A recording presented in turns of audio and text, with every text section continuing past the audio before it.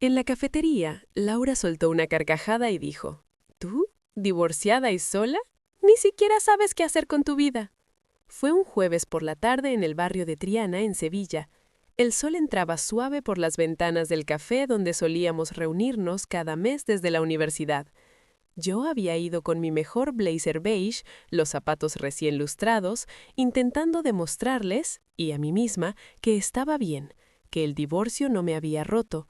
Pero ellas lo notaron. Laura, con su pelo rubio platino y su reloj de lujo, me miró mientras removía su café con leche y soltó esa risa aguda, fingida, que usaba siempre que quería herir sin parecer mala. «Venga ya, Elena», dijo, inclinándose hacia adelante. «¿Tú? ¿Sola? ¿Con ese piso vacío, sin Carlos, sin nada? ¿Qué vas a hacer ahora? ¿Volver a coser vestidos como en la facultad?» Las otras rieron, no fuerte, solo esas risitas bajas, cómplices, como si yo fuera el chiste del día. Yo bajé la vista, no por vergüenza, por cansancio, porque hacía solo 3 semanas que Carlos se había ido. Se fue con su secretaria de 24 años, después de 15 años de matrimonio, y se llevó no solo mis ahorros, sino también la confianza en que el amor duraba. Y ahora, allí estaba, siendo tratada como una reliquia inútil frente a un cortado doble. «Al menos yo no necesito un hombre para sentirme completa», respondí, con voz más firme de lo que sentía. Laura sonrió, dulce como el veneno. «Claro, claro, pero dime, ¿quién va a querer a una mujer divorciada, sin hijos, sin brillo?» Me dolió más de lo que imaginaba, porque no era solo su desprecio, era que todas lo pensaban. Lo vi en sus ojos, en Marta, en Cristina e incluso en Ana, que antes me abrazaba como una hermana. Ahora me miraban como si fuera un error del pasado. Salí del café sin terminar mi café.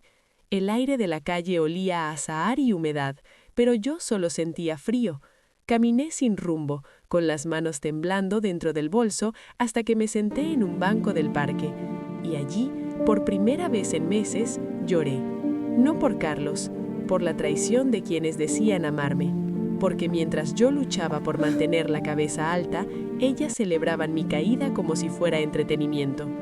Pero en medio de las lágrimas, algo en mí se endureció, porque si pensaban que una mujer divorciada era invisible, no sabían quién era yo en realidad, y mucho menos quién estaba a punto de conocer.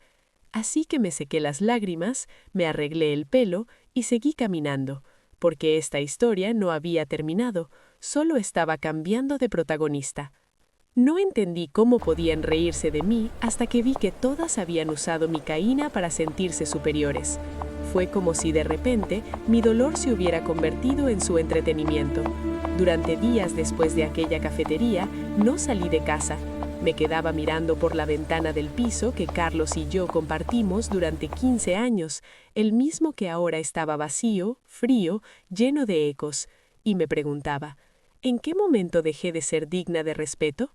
Al principio, creí que era por el divorcio, que en el mundo de Laura y sus amigas, una mujer sin anillo era automáticamente un fracaso. Pero luego empecé a notar algo más sutil, como cuando Marta, que siempre me pedía consejo para sus negocios, dejó de contestar mis mensajes, o cuando Cristina, que juraba que éramos hermanas del alba, empezó a publicar fotos en Instagram con Laura y me etiquetaba fuera de todo. Pero lo que realmente me abrió los ojos fue un comentario que escuché por casualidad. Estaba en el mercado de Triana comprando aceitunas cuando vi sus voces detrás del puesto de quesos. La pobre Elena, totalmente perdida, ni siquiera sabe que Carlos se llevó casi todo. «Bueno», respondió Marta, «es lo que pasa cuando te casas con alguien y no firmas nada». «Yo jamás haría eso», dijo Cristina, «siempre tengo control». Y ahí lo entendí. No se reían de mí por compasión, se reían para sentirse seguras, porque mientras yo caía, ellas podían decir, «a mí no me pasaría». Mientras yo lloraba en silencio, ellas celebraban su inteligencia emocional. Mientras yo luchaba por mantener la dignidad, ellas usaban mi historia como advertencia en sus cenas de vino. Me dolió más de lo que imaginaba, porque no eran desconocidas, eran mujeres con las que había compartido secretos, lágrimas, sueños rotos. Habíamos estudiado juntas, nos habíamos cuidado en borracheras, habíamos prometido que nunca nos abandonaríamos. Y ahora, mi mayor error, creer en el amor sin papeles, se había convertido en su chiste favorito. Pero lo peor no fue la traición, fue darme cuenta de que nunca me vieron como igual, solo como competencia disfrazada de amistad. Así que dejé de esperar su llamada, dejé de justificar mi soledad, dejé de fingir que estaba bien, porque ya no necesitaba su validación. Y en ese vacío, en esa soledad que tanto temía, encontré algo inesperado: claridad. Porque cuando ya no tienes nada que perder, dejas de actuar para los demás y empiezas a vivir para ti. Y eso fue el primer paso hacia todo lo que vendría después. Durante 15 años fui esposa, socia, sostén. Nunca pensé que mi silencio sería mi mayor fortaleza. Empecé a desaparecer mucho antes del divorcio. Empecé a desaparecer el día que decidí que amar era callar. Porque en España, una buena mujer no exige, sirve, aguanta, sonríe aunque le duela el alma hasta los huesos. Yo lo di todo. Cuando conocí a Carlos apenas tenía 23 años. Él era arquitecto, yo diseñaba vestidos de novia. Nos casamos en una bodega de Jerez, con música flamenca y vino dulce. Compramos este piso con lo poco que teníamos, sus planos y mis agujas. Durante 15 años fui su sombra útil. Por las mañanas preparaba el desayuno, revisaba sus correos, organizaba sus reuniones. Por las tardes cosía en el taller que abrimos en casa, atendía clientas, compraba telas con lo poco que sobraba. Por las noches revisaba cuentas mientras él descansaba, corregía errores, pagaba impuestos con mis ahorros cuando los clientes no pagaban. Nunca cobré un sueldo, nunca firmé un contrato, solo recibí promesas. Esto es tuyo también, Elena. Somos un equipo. Confío en ti más que en nadie. Pero las promesas no valen en el registro. Cuando su estudio empezó a crecer, fui yo quien gestionó las finanzas. Fui yo quien pagó la hipoteca cuando tuvo meses malos. Fui yo quien vendió mis joyas para mantenernos durante la crisis. Y cuando me propuso abrir una tienda juntos, firmé sin leer los papeles. Es solo logística, dijo. Confía en mí. Y yo, tonta de mí, le creí. Porque en España, una buena esposa no duda de su marido. Una buena socia no exige reconocimiento. Una buena mujer no monta escenas. Aún así, algo en mí sabía que esto no era el final. Porque mientras ellos borraban mi nombre de los papeles, yo guardaba copias. Mientras él construía su nueva vida con su secretaria, yo archivaba recibos. Mientras mis amigas reían en cafeterías, yo recordaba las palabras de mi abuela. El que guarda la memoria, guarda el poder. Y eso fue mi salvación. Porque mi silencio nunca fue debilidad, fue observación. Fue paciencia, fue estrategia. Y ahora que han abierto la puerta de mi propia vida a un intruso, yo abriré la puerta de la verdad, con las llaves que mi abuela me dio, con los papeles que guardé, con la dignidad que nunca perdí, aunque ellos creyeran que sí. Porque al final del día, no importa quién firme los papeles falsos, lo que importa es quién tiene el testamento original. ¿Y esa soy yo. Ahora recuerdo las llamadas que ignoré, los consejos que descarté, las señales de que Carlos ya no me veía como igual. Fue un desgaste lento, como el agua que gotea sobre la piedra hasta hacerla ceder. Al principio creí que eran celos normales, que su distancia era por el trabajo, que sus noches fuera eran reuniones con clientes. Pero ahora, al mirar atrás, cada mentira tiene forma. Cada silencio, intención. Como aquella vez, hace 2 años, cuando mi tía Pilar me llamó preocupada. Elena, he visto a Carlos en el centro comercial con una chica joven. ¿Estás bien? Yo, tonta de mí, le dije. Es su nueva becaria, no pasa nada. Pero en el fondo algo se removió. Luego vinieron los errores en las cuentas compartidas. Meses enteros sin cobrar mis diseños mientras él pagaba viajes que yo no conocía. Cuando preguntaba, respondía, «Es para el estudio, confía en mí». Y yo, tonta de mí, asentía. Porque en España, una buena esposa no sospecha de su marido. Una buena socia no cuestiona al director. Una buena mujer no monta escenas.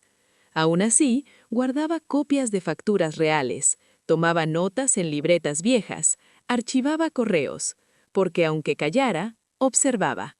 Y entonces llegó el día en que encontré un correo impreso en la papelera de su despacho. «Ya está todo listo, ella no sospecha nada. Cuando firmemos la cesión total, el estudio será nuestro». Sentí un escalofrío tan fuerte que casi me desplomé, pero no dije nada, porque en ese momento entendí la estrategia completa. Mientras yo trabajaba, ellos robaban. Mientras yo confiaba, ellos falsificaban. Mientras yo amaba, ellos preparaban mi salida. Pero lo peor no fue la traición, fue darme cuenta de que mi verdad era menos creíble que su mentira solo por ser mujer, por no gritar cuando debía. Y sin embargo, no callé más, porque aunque dijeran que estaba loca, yo sabía que tenía razón, y mientras siguiera sabiendo eso, no podrían borrarme. Así que seguí investigando, seguí guardando pruebas, seguí observando, porque una leona no pierde sus garras, solo aprende a usarlas con más precisión. ¿Y ellos? Ellos aún no saben lo que viene, porque pensaron que al llamarme fuera de lugar me harían retroceder, pero lo único que lograron fue despertar a la mujer que ya no tiene nada que perder y todo que recuperar. Empezaron a decir que ya no era interesante, que había perdido brillo, cada vez que intentaba volver a brillar. Fue como si, de repente, mi existencia se hubiera convertido en un error del pasado. Cada vez que subía una foto de mis diseños, cuando volví al taller tras el divorcio, Laura y su círculo dejaban esos comentarios disfrazados de preocupación. «Ay, Elena, ¿otra vez cosiendo? Qué triste verte así». O peor aún, en persona, con esa sonrisa dulce que usan para clavar el puñal sin dejar marca. «Cariño, estás guapa, pero ya no tienes ese algo que tenías antes». Al principio creí que era envidia disfrazada de cariño. Pensé que tras tantos años de amistad, solo querían protegerme del fracaso. Pero pronto entendí la verdad. No querían protegerme, querían enterrarme, porque cada vez que yo intentaba levantarme, cuando abrí de nuevo el taller, cuando organicé mi primera exposición de vestidos, ellas encontraban la forma de minimizarlo. «Bonito, para ser cosa tuya». Parece de principiante, ¿no?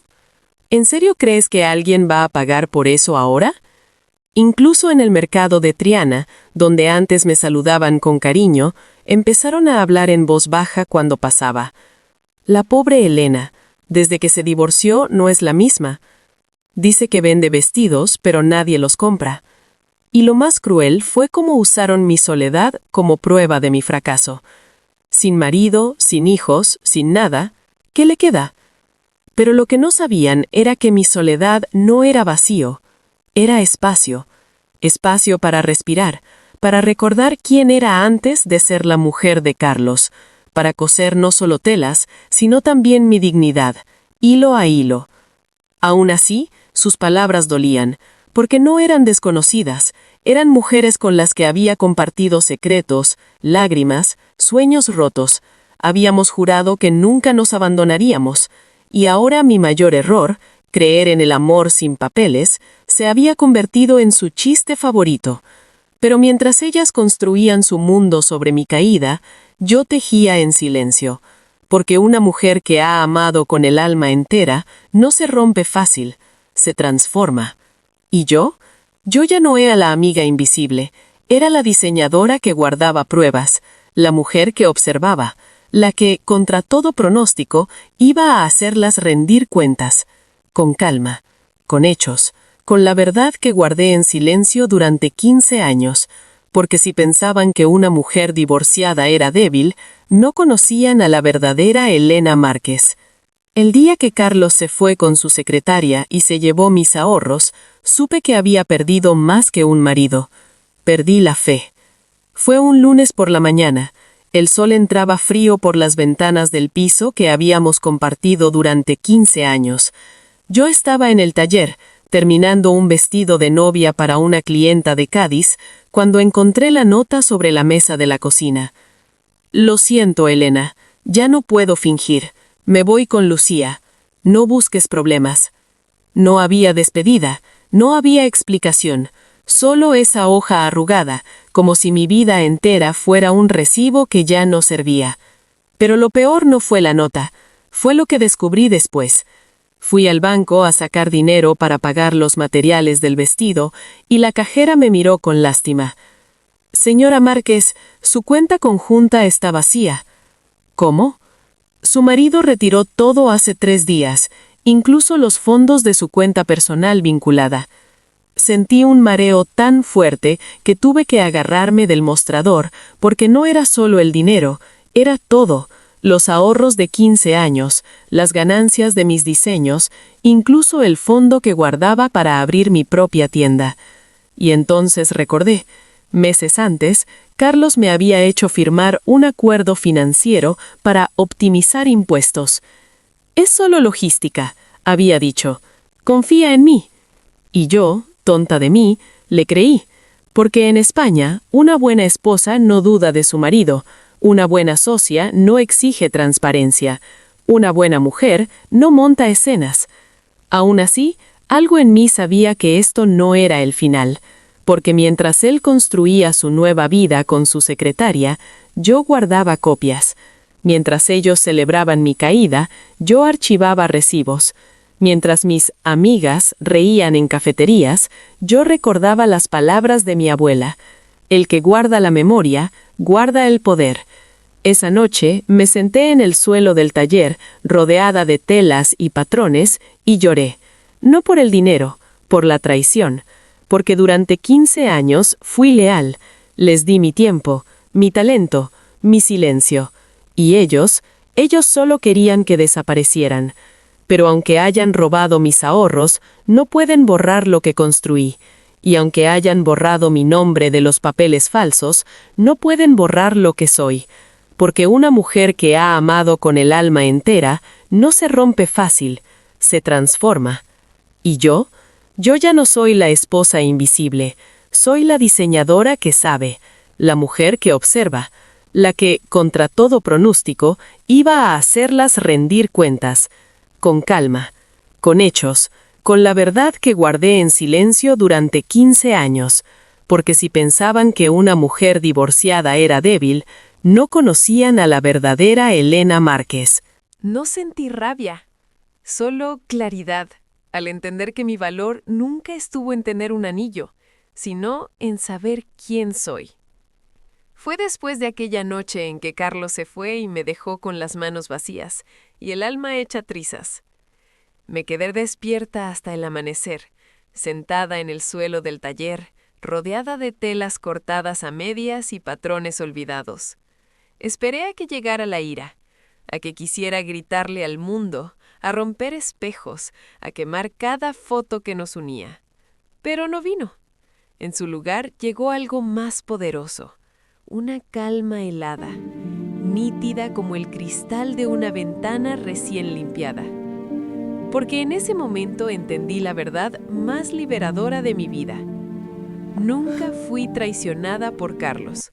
Fui traicionada por mi propia necesidad de ser la esposa perfecta. Durante 15 años, creí que mi valor estaba en servir, en preparar la cena, en callar cuando las cosas se ponían incómodas, en sonreír aunque me doliera el alma hasta los huesos. Pensaba que el amor se medía en sacrificios, pero ahora veo que lo que ellos llamaban cariño era conveniencia disfrazada de respeto. Y lo peor no fue darme cuenta de la traición, fue comprender que nunca conté como persona, solo como accesorio. Mientras yo cosía vestidos que pagaban sus viajes, él planeaba cómo usar mi nombre. Mientras yo guardaba silencio, ellos falsificaban documentos. Mientras yo amaba, ellos borraban mi historia. Pero mi abuela sí supo quién era yo. Por eso me enseñó a guardar siempre copias. Por eso me dijo, nunca firmes nada sin leerlo 2 veces. Por eso me dejó las escrituras de la casa antigua en Triana, a mi nombre. Me levanté del suelo, fui al armario viejo y saqué la caja de madera de cedro. Dentro estaban los recibos, las facturas, las transferencias que probaban que yo pagué impuestos durante años. Incluso una carta manuscrita de mi abuela. Si alguien te quita el brillo, recuerda, tu luz no viene de fuera, viene de dentro. Me senté en el banco del patio trasero, con los documentos en el regazo y lloré. No por la humillación, por la liberación, porque ya no era Elena la esposa, era Elena la diseñadora, Elena la heredera, Elena la mujer que, aunque sola, tenía raíces. Y lo más extraño fue esto. No quería venganza, quería justicia. No quería humillarlos, quería recuperar lo que era mío. Porque si hubiera sido solo orgullo, habría gritado. Habría ido a los periódicos, a las redes, al juzgado con lágrimas y acusaciones. Pero no, lo que sentía no era emoción desbocada, era certeza. Sabía que tenía razón, sabía que tenía pruebas, sabía que tenía derecho. Y eso era más fuerte que cualquier grito.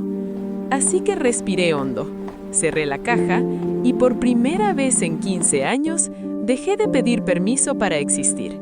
Porque ya no necesitaba su cariño. Tenía mi nombre en los papeles verdaderos. Y eso era suficiente. Fui a la notaría y recuperé las escrituras de la casa de mi abuela. Y allí conocí al hombre que cambiaría todo. Fue una mañana de otoño en Sevilla, con ese aire fresco que huele a azahar seco y hojas mojadas. Llevaba semanas preparándome, recopilando facturas, organizando transferencias, revisando cada papel que Carlos había intentado borrar. Pero lo más importante era la casa de Triana, la que mi abuela me dejó en herencia y que, por negligencia mía, nunca registré a mi nombre tras su muerte. Entré en la notaría con el corazón latiendo fuerte. La notaria, Isabel Cortés, me recibió con una sonrisa serena. «Elena Márquez, tu abuela hablaba mucho de ti». Me sorprendió. ¿Cómo que la conocía? Trabajamos juntas durante años. Ella sabía que un día vendrías. Abrió un cajón antiguo y sacó un sobre lacrado con cera roja y las iniciales M.R., las de mi abuela, Manuela Ruiz. Esto es tuyo. Siempre lo fue. Dentro estaban las escrituras originales de la casa en Triana, firmadas exclusivamente a mi nombre con una cláusula adicional. Esta propiedad no podrá ser vendida, hipotecada, ni cedida sin el consentimiento expreso de Elena Márquez. Es su refugio, su raíz, su derecho. Sentí un nudo en la garganta, porque mi abuela lo supo todo. Supo que un día me quitarían todo, menos esto. Mientras firmaba los trámites para registrar la propiedad definitivamente, un hombre entró en la notaría. Alto, pelo canoso, traje clásico sin marcas llamativas. Se presentó con voz tranquila. «Disculpe, soy Álvaro Navarro. Vine a recoger unos documentos sobre los viñedos de Jerez». Isabel sonrió. «Ah, don Álvaro. Perfecto. Y por cierto, esta es Elena Márquez. Acaba de reclamar la casa de su abuela en Triana». Él me miró. No con lástima, no con curiosidad, con reconocimiento. «Triana. Buen lugar. Tiene alma». Intercambiamos unas palabras. Me contó que él también había perdido a su esposa años antes, que sabía lo que era reconstruir desde cero. No dijo nada grandioso, solo escuchó. Y en ese silencio sentí algo que no había sentido en años. Respeto. Al salir, me alcanzó en la acera. Si alguna vez necesitas ayuda con la reforma de la casa, mis albañiles son de confianza. No era coqueteo, era gesto. Y en ese gesto vi una puerta, no de rescate, de posibilidad. Porque mientras Carlos y sus amigas construían castillos de naipes sobre mi ausencia, yo levantaba un muro de piedra, ladrillo a ladrillo, papel a papel, silencio a silencio. Y ahora, con las escrituras en la mano y un hombre que no me juzgaba por mi pasado, supe que esta vez no iba a confiar en promesas. Iba a confiar en sellos, en firmas, en la verdad que, aunque callada, nunca deja de existir. Cuando me casé con don Álvaro, Laura palideció y todas supieron que la mujer que subestimaron era ahora la dueña de sus sueños. Fue en una bodega antigua en Jerez, bajo un cielo lleno de estrellas y luces cálidas colgadas entre las vides. No fue una boda grande, solo familia cercana, algunos amigos leales y el notario que selló no solo nuestro matrimonio, sino también la fusión legal de nuestros patrimonios, mis diseños, su viñedo, la casa de Triana, los olivos centenarios. Todo protegido, todo registrado, todo mío por derecho propio. Laura vino, no porque le invité, sino porque se enteró por las redes. Llegó con su vestido caro, su pelo impecable, su sonrisa ensayada, pero cuando me vio del brazo de Álvaro, él con su traje clásico, yo con un vestido sencillo que yo misma cosí, de lino blanco y encaje antiguo, su rostro se descompuso. No dijo nada, solo palideció, porque ella sabía quién era Álvaro Navarro, el dueño de las 3 bodegas más prestigiosas del sur, el hombre al que su marido intentó vender un proyecto falso y fue rechazado sin siquiera una reunión. El mismo que años atrás, en una cena de empresa, le dijo a Laura, «El estatus sin sustancia es ruido». Y ahora, allí estaba yo, la divorciada sin brillo, casada con el hombre que ellas codiciaban en silencio. Pero lo más irónico no fue su cara, fue lo que pasó después. Durante la cena, mientras servían el vino de su propia cosecha, una de sus amigas, Cristina, se acercó, con los ojos húmedos. «Elena, perdóname, pensé que estabas acabada». No respondí con orgullo, solo dije, «Nunca estuve acabada, solo estaba reconstruyéndome». Y en ese momento entendí la verdadera victoria. No era tener un anillo nuevo, no era vivir en una casa grande, era saber que mi valor nunca dependió de su opinión. Álvaro no me rescató, me vio, y en su mirada no había lástima, había reconocimiento.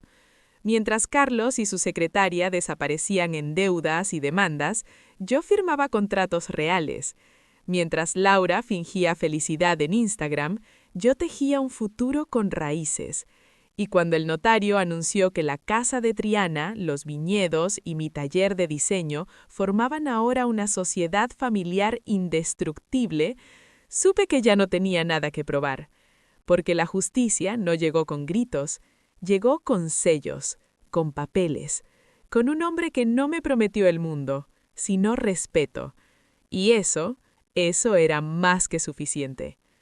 Hoy vivo en la misma ciudad, en una casa llena de luz, y aunque duela, ya no busco su aprobación. Soy libre. No es la casa de antes. El aire ya no pesa con secretos ni con risas falsas en el salón. Ahora huele a cera de abeja, a café recién hecho y al perfume suave de las flores que Álvaro planta cada primavera en el patio de Triana. Las paredes están llenas de mis diseños antiguos, enmarcados como arte, y en el estudio del fondo sigo cosiendo, no por necesidad, sino por amor. Laura y su círculo desaparecieron del barrio. Dicen que viven en otro distrito, contando historias sobre la suerte que tuve. Pero ya no me importa, porque su opinión dejó de ser mi espejo el día que entendí que mi valor nunca estuvo en lo que ellas veían, sino en lo que yo sabía. Álvaro no es un príncipe, es un hombre callado, justo, que valora el silencio tanto como yo. No me rescató, me acompañó, y en ese acompañamiento encontré algo que creía perdido: paz. Hoy dirijo mi vida con la misma calma con que cortaba telas antes del divorcio. Nada espectacular, nada vistoso, solo honestidad. Y eso, en este mundo, es revolución. A veces por las tardes me quedo sola en el balcón, miro el río Guadalquivir y pienso en todo lo que perdí y en todo lo que gané. Perdí la ilusión de que el amor bastaba. Gané la certeza de que la dignidad se construye con hechos, no con promesas. He devuelto cada cosa a su lugar. Las joyas de mi abuela están de nuevo en su caja de cedro. Los recibos originales, archivados, las escrituras enmarcadas no como trofeo, sino como recordatorio. Nunca firmes tu alma. Y aunque Carlos intentó contactarme meses después, llorando, pidiendo una segunda oportunidad, no respondí. No por rencor, por respeto. Respeto por la mujer que fui y por la que soy ahora. Porque ya no soy la esposa invisible, soy la diseñadora que guarda, la heredera que sabe, la mujer que eligió. Libre, clara, en paz. Y aunque el pasado deje cicatrices, mi presente es mío, porque al final del día no importa quién se ría en una cafetería, lo que importa es quién duerme tranquila, sabiendo que su nombre está en los papeles verdaderos, y esa soy yo.